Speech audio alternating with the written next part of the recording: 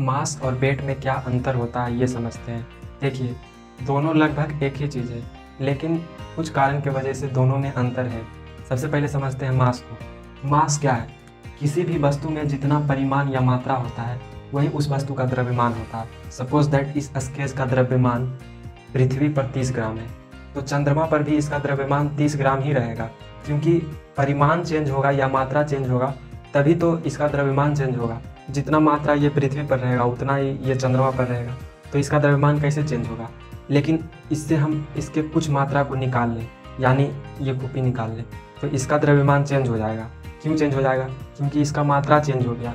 पहले इसका मात्रा था इतना, लेकिन इसको निकालने से इसका मात्रा चेंज हो गया। इसलिए द्रव्यमान कभी भी चेंज नहीं होता है, या पृथ्वी पर या चंद्रमा पर मास यानी द्रव्यमान चेंज नहीं होता है, लेकिन वेट चेंज हो जाता है, भार चेंज होता है। ये वेट एक प्रकार का बल है, यानी भार एक प्रकार का बल है। अब वेट क्यों चेंज हो जाता है, भार क्यों चेंज हो जाता है, मास यानी द्रव्यमान क्यों नहीं चेंज होता है?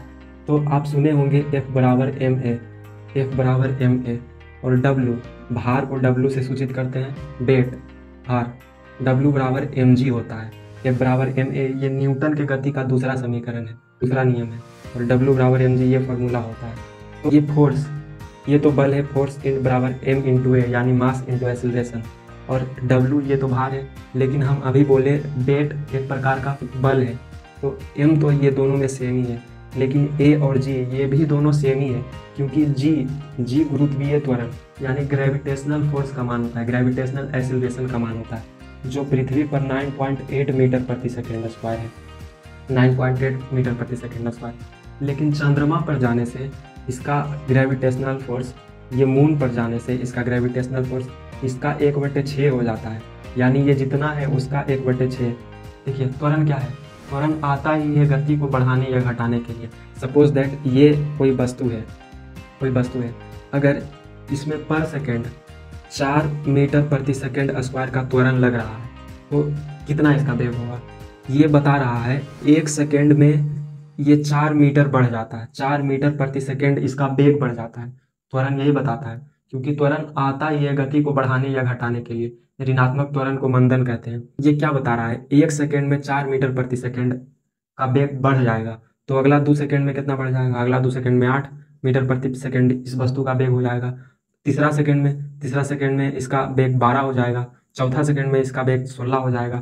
त्वरण आता है तो गति बढ़ जाता है या घट जाता है। यहाँ भी वही है। गुरुत्वीय त्वरण पृथ्वी पर 9.8 मीटर प्रति सेकेंड स्क्वायर है, और ये भी त्वरण है, जी भी त्वरण है, तो ये तो समान ही है, और ये भी त्वरण है तो ये भी त्वरण ही तो है।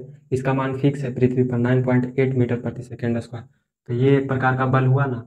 इसी के वजह से भार चेंज हो जाता है, यानी अगर कोई वस्तु का द्रव्यमान पृथ्वी पर 60 kg है तो उसका द्रव्यमान चंद्रमा पर 10 kg हो जाएगा, क्योंकि इसका द्रव्यमान पृथ्वी पर 60 kg है, 60 kg है, तो चंद्रमा पर इसका 1/6 होगा, क्योंकि त्वरण इसका 1/6 लगता है, तो 10 होगा। 10, 6 से 60 कटेगा, 10 आएगा, यानी वो वहाँ पे 10 kg का हो जाएगा। और मास एक स्केलर क्वांटिटी है, लेकिन वेट एक वेक्टर क्वांटिटी है। स्केलर यानी अदिश राशि, क्योंकि ये कोई निश्चित दिशा में कार्य नहीं करता है, लेकिन ये सदिश राशि है। क्यों सदिश राशि है? क्योंकि ये निश्चित दिशा में कार्य करता है। ये हमेशा, वेट हमेशा नीचे ही काम करेगा, क्योंकि गुरुत्वीय त्वरण नीचे लगता है, इसलिए ये सदिश राशि हो जाता है और ये अदिश राशि हो जाता है।